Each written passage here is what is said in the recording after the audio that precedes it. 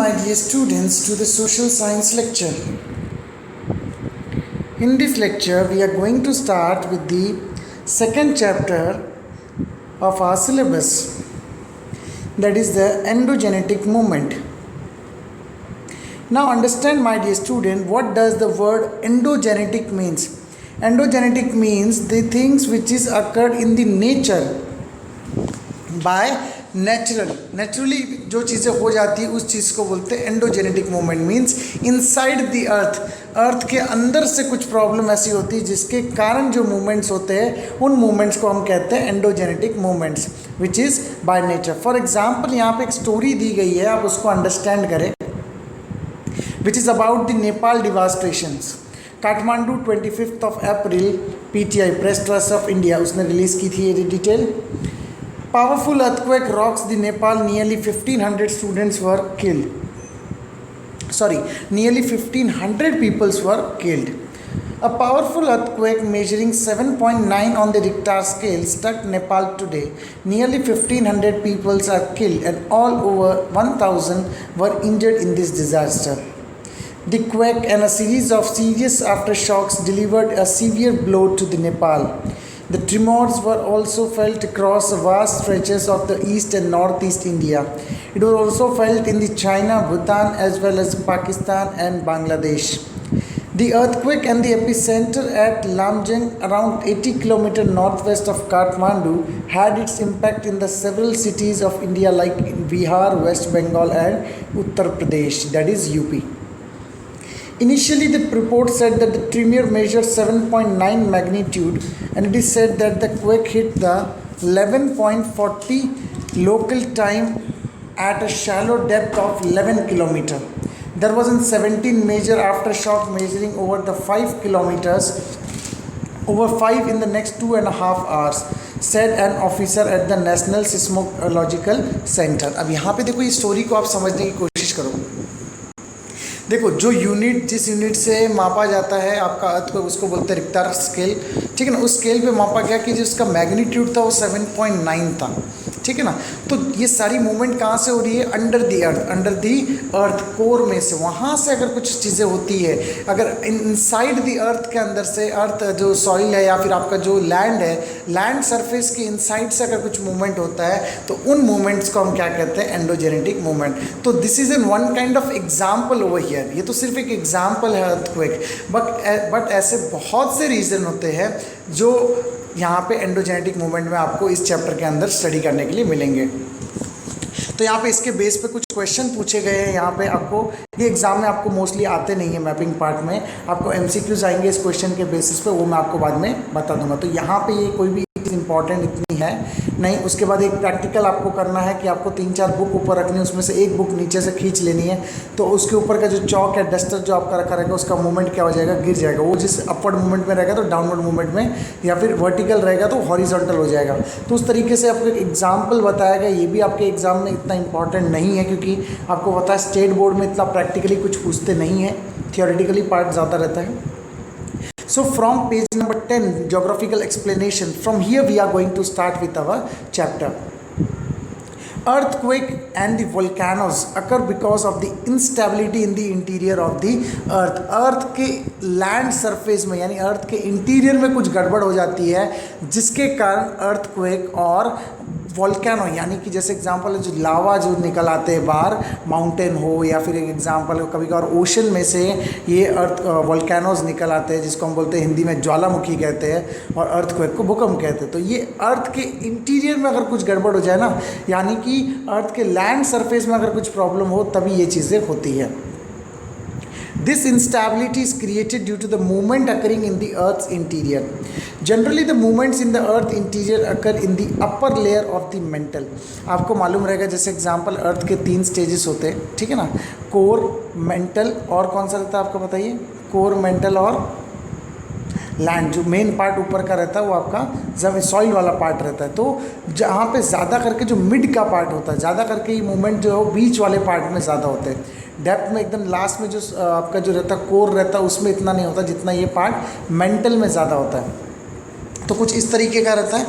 जैसे एग्जांपल अगर यहाँ पे मैं आपको वी शेप में समझाऊँ तो ये जो पार्ट होगा, जैसे यहाँ पे मैं आपको डिफरेंट कलर लेके बताता हूँ कि ज़्यादा करके जो डार्क पार्ट होता है वो आपका कोर पार्ट होता है, ये वाला जो पार्ट है वो आपका कोर होता है। उसके बाद ये जो पार्ट है ये आपका मेंटल होता है, और उसके बाद ये जो अपवर्ड पार्ट होता है ये आपका सॉइल होता है। तो यहाँ पे ये रीजन में जब मूवमेंट होता है, ये मेंटल वाले पार्ट में जब मूवमेंट होता है तो यहाँ पे क्या होता है, इसके अंदर कुछ मूवमेंट, यानी कि जैसे एग्जांपल ब्रेक्स आ जाते हैं बीच में से, या फिर करंट कुछ पास होता है इसमें से, या फिर लावा जो बस्ट अप होता है, इसके कारण जो है मेजर इंटीरियर में शटल होता है, जिसके कारण ये मूवमेंट्स होते हैं, जिसको हम बोलते हैं earthquakes and volcanoes. Tremendous energy is released by the radioactive material in the mantle, and this energy waves travel from one place to another, and due to such flow of energy, instability is caused in the mantle, and the movement are classified as a basis of their velocity, their directions and landforms they produce, मतलब उनके उसको बाहर आने के बाद वो next landform क्या create करता है, तो उस हिसाब से उसको बताया जाता है कि ये कौन सा इंसिडेंट था। अगर वो क्रैक क्रिएट करता है लैंड पे तो उसको बोलते हैं अर्थक्वेक। अगर लावा बाहर लाके, अगर जैसे एग्जांपल है अंदर रेडियो एनर्जी बाहर लाके वो लावा अगर प्रोड्यूस करता है तो उसको हम क्या कहते हैं, वोल्केनो। ठीक है। Now classification of the internal movement on the basis of three thing, one was the velocity, second one was the directions and third one was the landforms. क्या तीनों चीज़ों के क्या डेफिनेशन है और कैसे इनके अंदर मूवमेंट्स क्रिएट होते हैं। If classification on the base of velocity, तो वेलोसिटी कितने टाइप की होती है, slow movement and sudden movement. Velocity means a speed, velocity means the speed. Velocity का मतलब क्या होता है आपका, स्पीड। आप लिख सकते हो वेलोसिटी मतलब स्पीड जानना। Slow movement occurring continuously like the formation of mountain and continents. आपको मालूम है माउंटेन जो है, आप देख सोचते हो कभी किसी ने मेजर किया रहता है, उसके बाद जब हम 10-15 ईयर्स और 50 ईयर्स के बाद जब मेजर करते हैं with the geographical instrument satellite की मदद से, तो उसमें स्लो मूवमेंट है, वो इतना जल्दी दिखता नहीं। कह रही देखो देखो पहाड़ बढ़ रहा है, ऐसा कभी किसी ने बोला क्या, नहीं, क्योंकि वो स्लो मूवमेंट है, वो किसी को नज़र आने वाला नहीं है। Slow and study is an, मतलब उसका जो प्रोसेस है वो बहुत ही स्लो रहता है। Second, sudden movement in the forms of event like earthquake and volcano. भूकंप आता है तो अचानक आता है, ऐसा नहीं धीरे धीरे धीरे धीरे झटके लगने चालू होते, फिर 7-8 घंटे में जाके भारी भूकंप आता है, ऐसा नहीं। ऑन द स्पॉट आएगा, 5 मिनट्स तो कभी रहेगा भी नहीं, 1 या 2 मिनट्स में रहता है, उसके बाद वो क्या हो जाता है, ख़त्म हो जाता है। तो वेलोसिटी यानी स्पीड के मामले पर अगर क्लासीफाई किया जाए तो 2 मूवमेंट होते हैं, एक होता है सडन मूवमेंट, एक होता है स्लो मूवमेंट। ठीक है ना। डायरेक्शन के बेस पे, डायरेक्शन यानी जैसे एग्जांपल है अपवर्ड होगा तो ये कौन सा होगा, वर्टिकल, ऐसे होगा तो ये होगा हॉरिजॉन्टल। तो 2 टाइप के मूवमेंट होते हैं, उसको कौन से मूवमेंट के सबसे स्टडी करते हैं। ठीक है ना। Direction, horizontal movement, second upward और डाउनवर्ड मूवमेंट। या तो हॉरिजॉन्टल होगा, जैसे एग्जांपल इसको बोलते हैं लेफ्ट या राइट, दोनों हो तो ये इसको क्या बोलेंगे, हॉरिजॉन्टल। या तो फिर होगा वर्टिकल यानी अप, या फिर डाउन वर्टिकल। तो दोनों टाइप, ये चारों टाइप के डायरेक्शंस इसके अंदर से मूवमेंट हो सकते हैं। कभी कभार जैसे एग्जांपल अगर मैं यहाँ पे अर्थक्वेक ड्रॉ करके दिखाऊं तो ये अगर जैसे एग्जांपल है ज़मीन से, अगर ये इसका आपको 360 लैटीट्यूड दिखाता हूँ, अगर ये 360 इस तरीके से है तो ज़मीन में कभी कभार क्रैक्स कैसे आते हैं, ऐसे ऐसे आते हैं। तो ये क्या हो रहा है, हॉरिजॉन्टल, ये क्या हो रहा है, आपके वर्टिकल्स क्रैक्स जा रहे हैं, सॉरी हॉरिजॉन्टल क्रैक्स है, ये इसके ऊपर ऊपर ही जा रहे हैं ना। लेकिन अगर क्रैक सिर्फ इस जगह से, जैसे एग्जांपल अगर क्रैक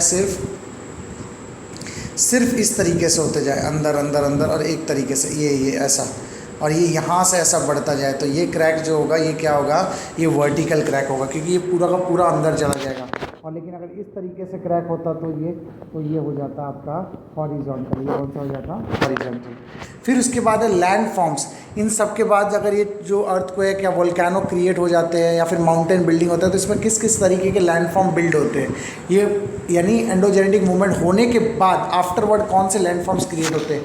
एक तो कॉन्टिनेंट बिल्ड होता है, जैसे आपको मालूम रहेगा जो गोंडवाना आइलैंड का जो पार्ट था पहले इंडिया था, उसके बाद अब एशियन कॉन्टिनेंट का पार्ट बन चुका है। तो पहला कॉन्टिनेंटल बिल्डिंग यानी creating the continent, plateaus and highland, और दूसरा होता है माउंटेन बिल्डिंग जो स्लो प्रोसेस के अंदर होता है, फोल्डिंग और फॉल्टिंग। फोल्डिंग और फॉल्टिंग मतलब क्या, जैसे आपको अगर मैं बता दूँ, पहले जो ये अमेरिका एशिया का जो पार्ट था वो इस तरीके से था, ठीक है ना। लेकिन यहाँ से ये इंडिया जो है वो इस तरीके का कुछ इंडिया था उस समय, तो उस तरीके का ये तरीके का जो इंडिया था ऐसा, तो ये इंडिया जो है वो आके यहाँ से इसको क्या करता है, टकरा जाता है, तो जिसके कारण इंडिया का यहाँ पे क्या हो जाता है, इंडिया का फॉर्मेशन हो जाता है।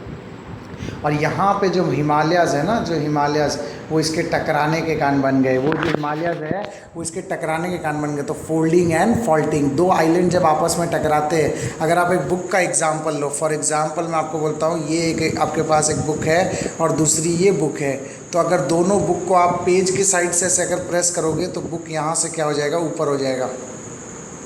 बुक जो है यहाँ से क्या हो जाएगा, ऊपर हो जाएगा। अगर आप ये करके देखना चाहते हो तो करके देख सकते हो कि दोनों बुक को अलग अलग रखो, दूर दूर रखो, और फिर एक थोड़ी स्पीड से, स्लो मूवमेंट से ही चलो, लेकिन स्पीड से थोड़ा उसको टकरा के देखो, तो आगे के जो पेज है, जो फोल्डिंग साइड है, जहाँ से ओपन होता है बुक, वहाँ से वो पेज क्या हो जाएंगे, ऊपर हो जाएंगे। तो उसी तरीके के प्रोसेस को बोलते हैं फोल्डिंग एंड फॉल्टिंग, ठीक है ना। अब यहाँ पे देखो, यहाँ पे कुछ करके दिखाया गया कंप्रेशन से, है ना।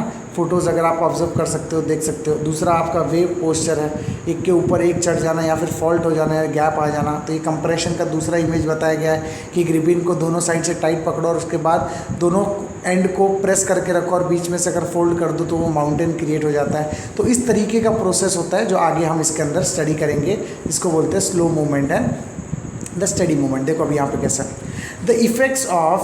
The effects of slow movement can be seen in the formation of mountains and continent on the earth crust, and this can be explained as follow। तो ये दो इमेज के हिसाब से लोगों ने बताया गया है। जैसे effect, the directions of wave movement creates the pressure, wave moving towards each other, दोनों की तरफ चलते जाएगा। और वहाँ पे इफेक्ट्स ऑन हार्ड रॉक क्या होगा, एक दूसरे के ऊपर चढ़ जाएगा। Effects on soft rock, it gives an fold, बीच में से क्या आ जाएगा, फोल्ड। तो ये कंप्रेशन का जो इमेज बताया गया है वहाँ पे क्या आ जाएगा, फोल्ड आ जाएगा। Same cheese tensions, waves moving away from each other, अगर वो दोनों एक दूसरे से दूर जाएंगे तो वहाँ पे क्या क्रिएट हो जाएगा, बीच में देखो फॉल्ट किस तरीके, दोनों फॉल्ट में क्या डिफरेंस है देख सकते हो। एक दूसरे के ऊपर चढ़ गया, एक दूसरे के बीच में क्या आ गया, स्लोप आ गया है, ठीक है ना। और वहाँ पे जो इफेक्ट ऑन सॉफ्ट रॉक, वहाँ पे क्या होगा, फॉल्ट प्लेन, यानी दोनों टूट जाएगा। अगर सॉफ्ट रॉक होगा तो दोनों के बीच में क्या आ जाएगा, गैप आ जाएगा और वो वैली टाइप क्रिएट हो जाएगा। अगर जैसे एग्जांपल है, दोनों तरफ से अगर यहाँ पे अगर मैं आपको इमेज दिखाने की कोशिश करूँ, अगर यहाँ पे तो कलर थोड़ा डार्क लेते हैं, अगर यहाँ पे अगर ये इस तरीके से पूरा सॉइल है, अगर यहाँ से दोनों तरफ से प्रेशराइज हुआ तो बीच में से ज़मीन क्या हो जाएगी, टूट जाएगी। तो ये जो आपका पार्ट होगा वो यहाँ पे वो पार्ट क्या हो जाएगा, ख़त्म हो जाएगा, और ये क्या क्रिएट कर देगा, वैली शेप क्रिएट हो जाएगा। यहाँ पे क्या क्रिएट हो जाएगी, वैली। तो इस तरीके के मूवमेंट्स को बोलते हैं एंडोजेनेटिक मूवमेंट्स। तो फॉल्ट प्लेन हो जाएगा, ठीक है ना। उसके बाद देखो यहाँ पे माउंटेन बिल्डिंग, ऑर्गेनिक क्या क्या होते हैं यहाँ पे एक्सप्लेन किया गया। अब जोग्राफिकली एक्सप्लेनेशन, ये जो ऊपर इमेज बताया गया या फिर जो टेबल बताया गया, इसका जोग्राफिकल एक्सप्लेनेशन देखो। In activity 1 the strips was move by placing hand on the both the end, the work perform on the strip at the time is called as an compression, ठीक है ना। बीच में से इसको दोनों को प्रेशर दोनों साइड से दिया गया, compression, and pressure was given on the centre of the strip from both the ends, and as a result the strip move upward and fold are formed. Similarly, due to the pressure on the earth crust, movement are generated and folds are formed। तो उस तरीके के mountains को हम क्या कहते हैं, fold mountains. उस तरीके के माउंटेन को हम क्या कहते हैं, फोल्ड माउंटेन। दोनों तरफ से प्रेशर सेंटर की तरफ आता है तो उसे कहते हैं फोल्ड, और दोनों के प्रेशर अपोजिट डायरेक्शन में जब जाते हैं तो बीच में से क्रैक आ जाता है, उसे कहते हैं फॉल्ट। उसे क्या कहते हैं, फॉल्ट। तो यहाँ पे फोल्ड माउंटेन की एक्सप्लेनेशन देखो क्या है। Energy is transferred from the interior of the earth, है ना, अंदर से, बीच में से। अगर जैसे एग्जांपल, अगर ये ज़मीन है ना, तो ये ज़मीन के यहाँ से कुछ एनर्जी बनती है, ये देख लो आप ऐसा, ये अंदर से कुछ एनर्जी बनती है। तो ये एनर्जी इसको क्या करती है, पुश करती है। अगर मैं यहाँ पे दूसरा कलर यूज़ करके अगर बताऊँ आपको, तो यहाँ से ये एनर्जी इसको क्या करेगी, पुश करेगी। तो नेक्स्ट टाइम जो है वो उसका नया जो लेयर बनेगा वो इस तरीके से बनेगा, थोड़ा सा ऐसे बनेगा। फिर यहाँ पे कुछ नई एनर्जी आ जाएगी, फिर एनर्जी नहीं आएगी तो फिर से उसको अपवर्ड पुश मिलेगा। तो अपवर्ड पुश मिलेगा तो फिर से थोड़ा और ऊपर बन जाएगा। फिर यहाँ पे और थोड़ी एनर्जी अंदर से मतलब प्रेशराइज होते रहेगा और प्रेशर मिलते रहेगा, यहाँ से और ज़्यादा इंक्रीमेंट मिलेगा इसको। तो यहाँ पे क्या हो जाएगा, जब नेक्स्ट टाइम और प्रेशर ज़्यादा इसको मिलने लगेगा तो यहाँ पे ये क्या क्रिएट हो जाएगा, यहाँ पे जैसे एग्जांपल है ऐसे। तो स्लो एंड स्टडी ऐसे करते करते ये माउंटेन की जो साइज़ है, यहाँ पे जो साइज़ हो जाएगी वो इस तरीके से हो जाएगी कि ये माउंटेन का क्रिएशन हो जाएगा। तो यहाँ पे आपको नीचे यहाँ पे दिखाया गया है कंप्रेशन किस हिसाब से होता है, दोनों तरफ से प्रेशर पड़ता है, धीरे धीरे धीरे सॉइल जो है वो ऊपर होती रहती है। तो यहाँ पे एक्सप्लेनेशन देखो। Energy is transferred from the interior of the earth, and because of this energy, waves and pressure working towards each other and in horizontal directions. The layers of the soft rock forms the fold, जो हल्की एकदम मुलायम रहती है वो क्या होते रहते हैं, थोड़ा थोड़ा ऊपर होते रहते हैं और जिसके कारण माउंटेन्स फॉर्म हो जाते हैं. And if the pressure is very high then large scale fold were formed and their complexity increases and as a result the surface of the earth get lifted and fold mountains are formed. For example, the Himalayas, the Aravallis, the rocks, the Andes mountain, the Alps mountain are the major fold mountains of the world. ये कुछ examples आपको exam में लिखने हैं, ठीक है ना. Fold mountain का क्वेश्चन आएगा तो फर्स्ट वन क्या आएगा, energy is transfer from the interior because of the energy wave and pressure working towards each other in horizontal direction. The layer of soft rock forms the fold, and if the pressure is very high then large folds were formed and complexity increases, and as a result of surface of the earth get uplifted and fold mountains are formed. An example like Himalayas, Aravallis, Rockies, Andes and Alps mountain are the fold mountain of the some of the example of the fold mountain of world. आपको एकदम easily understand करना है कि इसका meaning क्या. Diagram आपको इस बार का जो सिलेबस है ना, जो इस बार की न्यू सिलेबस है, इस बार का नहीं बोलूँगा, जो पिछले 2 सालों से चलते आ रहा है, ये जो सिलेबस है ना, ये इस तरीके से डिज़ाइन किया गया ना ताकि आपको अंडरस्टैंडिंग लेवल बढ़ जाए. इसके लिए पिक्चर जो है ये CBSE के बोर्ड के पैटर्न के हिसाब से डिज़ाइन हो चुका है, तो उस हिसाब से इमेज के तौर पर आप उस चीज़ को क्या कर सकते हो, अंडरस्टैंड कर सकते हो. नाउ अब यहाँ पर कुछ इमेज दिए गए फोल्ड माउंटेन्स के, आप यहाँ पर इमेज देख सकते हो. सैटेलाइट व्यू है ये फोल्डेड माउंटेन्स के. Image of Himalayas and adjacent areas देख सकते हो. यहाँ पे जो ऊपर के एरियाज़ है वो ज़्यादा ब्राउन कलर में है और ऊपर एकदम ऊपर है जो ठंडी इलाके में है, फिर नीचे ग्रीन एरियाज़ है. तो ये कुछ एग्जांपल्स दिए गए. अब now block mountains. Block mountains क्या होते हैं, यहाँ पे इमेज देख लो. पहले ये वाला इमेज जो है, यहाँ पे टेंशन दिया गया. टेंशन मतलब क्या होता है कि दोनों के बीच में जो है, यहाँ पे दोनों के बीच में जो है वो क्या दिया गया, टेंशन. यानी दोनों तरफ से ईस्ट, यानी एक तरफ से साउथ ईस्ट डायरेक्शन हो या वेस्ट डायरेक्शन हो, दोनों तरफ से प्रेशराइज मिला, जिसके कारण एरिया जो है बीच से क्या हो गया, क्रैक मिल गया उसको. तो उसी तरीके से माउंटेन जो है ब्लॉक माउंटेन फॉर्म होते हैं. कैसे? In activity 2, tension is created when you pull both the ends away from each other. Similarly, when movements occur in the opposite directions to each other, tension is generated and faults are formed in the earth crust. यानी earth crust के अंदर faults, जो बीच बीच में से दरारें जो है वो वहाँ पे क्या हो जाती है, फॉर्म्ड हो जाती है. तो उसके लिए क्या है वो चीज़ें देखो. ब्लॉक माउंटेन्स उसका एक एग्जाम्पल है. Because of the internal movement, horizontal waves moving away from each other. अब देखो पहले इंटरनल मूवमेंट में क्या हो रहा था कि दोनों वेव्स एक तरफ आ रही थी. अब यहाँ पे दोनों वेव क्या कर रही है, अपोजिट डायरेक्शंस में जा रही है.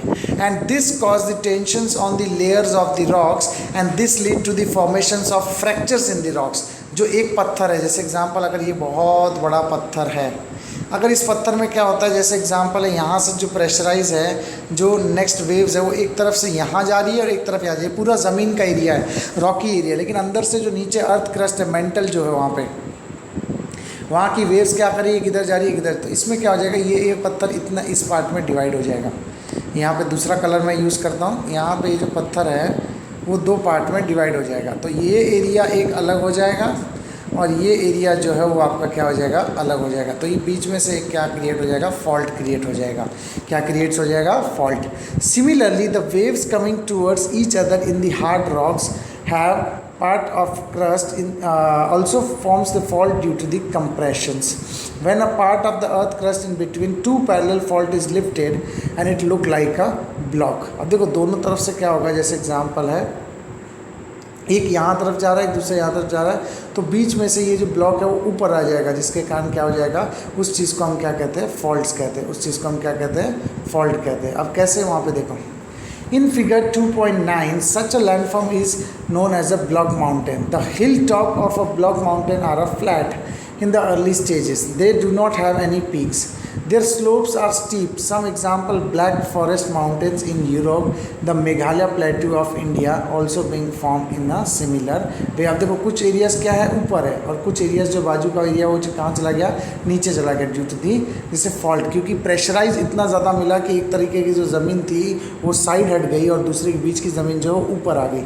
सिमिलरली दूसरा तरीका ये हो सकता है कि रिफ्ट वैली बन जाए फॉल्ट के कारण. दोनों बाजू का एरिया जो है, जैसे फॉर एग्जाम्पल ये इस तरीके के दोनों बाजू के जो एरिया है वो इस तरीके से पड़े रहे, फर्स्ट वाले में क्या हो गया था, ये ज़मीन इधर था और एक ऊपर आ गया था थोड़ा हॉरिजॉन्टली, मतलब कैसा, इस तरीके से ज़मीन ऊपर आ गई थी, यहाँ ज़मीन ऊपर आ गई। लेकिन अब जो है वो क्या होगा, अब यहाँ पे वैली क्रिएट हो जाएगी। यहाँ क्या क्रिएट हो जाएगी, वैली क्रिएट हो जाएगी, यानी इन दोनों के बीच का जो गैप है वो गैप जैसा रह जाएगा और बीच में से वैली टाइप क्रिएशन हो जाएगा। अब वो कैसे, देखो यहाँ पे, when a horizontal movement on the earth's surface act in the opposite direction, it causes a tension on the rocks in the earth crust, and when the tension increases, the fracture develop in the rocks, and this lead to the formation of faults, and consequently the rocks on the both the slides and continuity in the layers of the rocks is not found। तो इस तरीके से क्या होगा ना कि दोनों तरफ से जहाँ पे कमज़ोर रहेगी, जो सॉफ्ट लेयर रहेगी, वो वहाँ से क्या हो जाएगी, बह के चली जाएगी उस प्रेशराइज के कारण, और वो ज़मीन नीचे की जो रहेगी वो वहाँ से हट जाएगी, और जिसके कारण जो है वो नीचे खसक आएगा, जिसके कारण वो क्या क्रिएट हो जाता है, वैली टाइप क्रिएट हो जाती है। अब कैसे, यहाँ पे रिफ्ट वैलीज़ के अंडरस्टैंडिंग करो, पूरे पैराग्राफ को समझते हैं, ठीक है। Sometime the two fracture develop side by side, fractures मतलब क्या, दोनों साइड में, आसपास में, उन दोनों में क्रिएट हो जाते हैं gaps, and the land in between the two sub fractures subsidize, this subsidized deep part is called a rift valley. कुछ दोनों पार्ट जो रहते हैं वो यहाँ पे ऊपर हो जाते हैं दोनों तरफ से, जैसे यहाँ पे जो ये फॉल्ट है एक तरफ यहाँ आ गया, एक दूसरी तरफ आ जाएगा, तो पहले की ज़मीन तो उसी जगह पे पड़ी है, तो उस हिसाब से जो है उन फॉल्ट दोनों टाइप के, जो दोनों साइड से अगर फॉल्ट आ जाए तो पहले की जो ओरिजिनल ज़मीन जो नीचे ओरिजिनल रह गई है वो क्या हो जाएगी, वहाँ पे रिफ्ट वैली क्रिएट हो जाएगी, वो वहाँ पे क्या बन जाएगी, रिफ्ट वैली बन जाएगी।